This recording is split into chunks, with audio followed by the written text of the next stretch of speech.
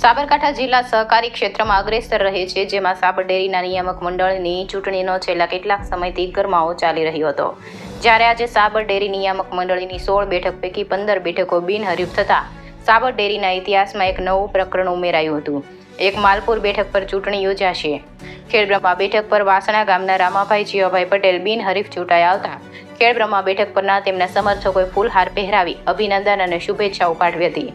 જ્યારે વડાલી બેઠક પર ઋતુરાજ પટેલ બિનહરીફ થતા વડાલી ગામના લોકોએ શુભેચ્છાઓ પાઠવી હતી.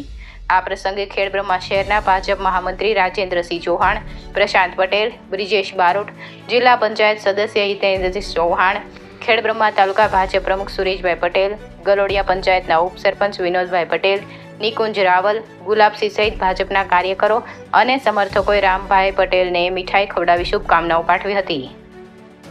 ઇન્ડિયા 24 ન્યૂઝ જિલ્લા ચીફ બ્યુરો શૈલેષ પટેલ સાથે રિપોર્ટર જયેશ ઠાકોર, ખેડબ્રહ્મા.